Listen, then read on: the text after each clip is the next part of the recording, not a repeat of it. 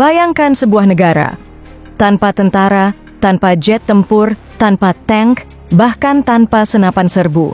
Di dunia yang penuh ketegangan geopolitik, invasi militer, dan perebutan kekuasaan, mungkinkah sebuah negara bertahan tanpa kekuatan bersenjata? Apakah ini bentuk keberanian atau kecerobohan? Dalam video ini kita akan mengungkap kisah 10 negara yang hidup tanpa militer.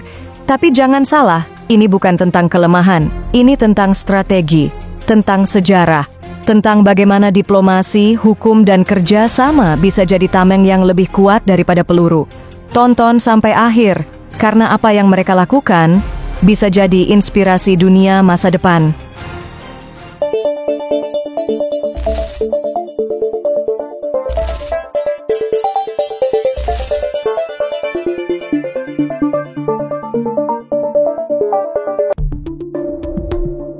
Militer adalah simbol kekuasaan, kontrol, dan pertahanan. Tapi tak semua negara memilih jalur itu. Dari total hampir 200 negara di dunia, ada kurang dari 20 yang memilih untuk tidak memiliki angkatan bersenjata tetap. Kebanyakan adalah negara kecil. Namun pendekatan mereka terhadap keamanan justru lebih kompleks dan strategis dari yang dibayangkan. Negara yang tidak memiliki tentara yang pertama, Andorra. Dari abad ke-13, Andorra sudah hidup dalam sistem co-principality unik, dipimpin oleh Presiden Prancis dan Uskup Spanyol.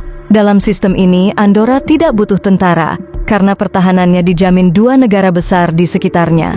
Namun, ketiadaan tentara bukan berarti ketiadaan keamanan.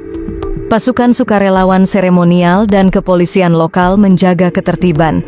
Di balik ketenangan pegunungan Pyrenees, tersembunyi strategi diplomasi berusia ratusan tahun. Kedua, Costa Rica. Tahun 1948, setelah Perang Saudara Berdarah, Presiden Jose Figueres membubarkan militer Costa Rica.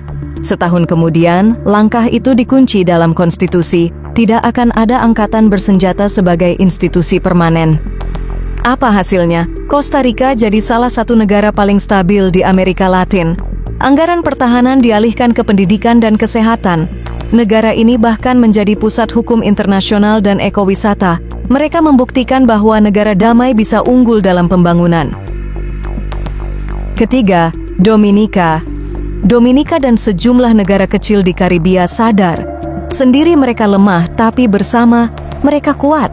Maka lahirlah Regional Security System, RSS, aliansi pertahanan regional yang memungkinkan negara-negara ini bertindak cepat dalam menghadapi ancaman bersama. Mereka tidak punya tentara, tapi mereka punya solidaritas regional. Ini bukan kelemahan, ini desain keamanan kolektif. Keempat, Kepulauan Faroe. Kepulauan Faroe punya otonomi tinggi, tapi tak punya tentara. Semua urusan pertahanan diatur Denmark. Namun, bukan berarti mereka tak berdaya. Faroe mengontrol wilayah lautnya sendiri, menjalankan kebijakan migrasi, dan mengatur sumber dayanya dengan cermat. Kelima, Hong Kong. Hong Kong punya kepolisian modern dan semi-independen, namun seluruh urusan militer berada di bawah PLA, Tentara Pembebasan Rakyat Cina. Dalam banyak situasi PLA tak terlihat, tapi dalam kondisi darurat, Beijing bisa menggerakkan kekuatan dengan cepat. Ini mencerminkan model keamanan hybrid, lokal untuk sipil, pusat untuk militer.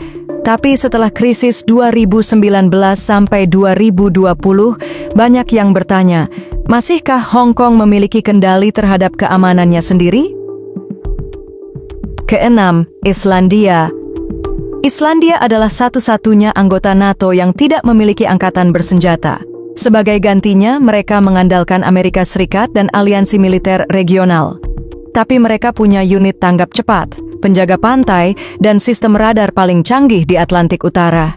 Islandia mengajarkan kita bahwa keanggotaan aliansi bisa menggantikan militer nasional selama kita punya posisi strategis dan kepercayaan global. Ketujuh, Kiribati. Kiribati adalah negara yang secara hukum tidak diperbolehkan membentuk militer. Mereka hidup damai, menjaga wilayah yang tersebar di tengah Samudra Pasifik, dan mempercayakan perlindungan mereka pada Australia dan Selandia Baru. Namun, di tengah perubahan iklim dan persaingan Indo-Pasifik, Kiribati menjadi incaran diplomatik dari China dan Amerika. Disinilah pertahanan non-militer diuji dengan tantangan geopolitik nyata. Kedelapan, Liechtenstein. Liechtenstein terakhir kali mengerahkan pasukan tahun 1866.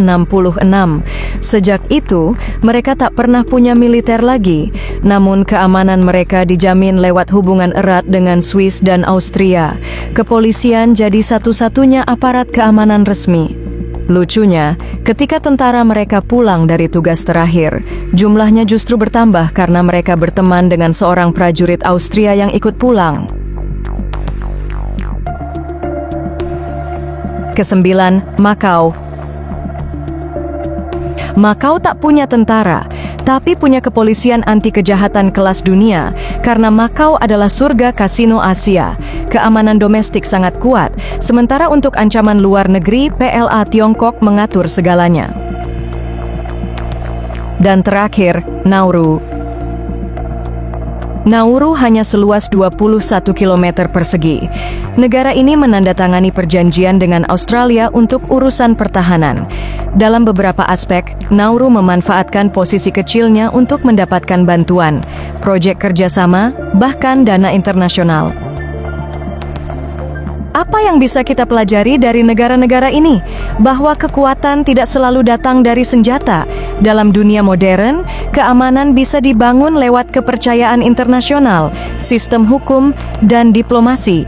Namun, ini bukan pilihan yang mudah. Negara-negara tanpa militer harus selalu cerdas dalam membaca dunia, gesit dalam kerjasama, dan kuat dalam konsensus domestik. Satu kesalahan diplomatik bisa jadi bencana.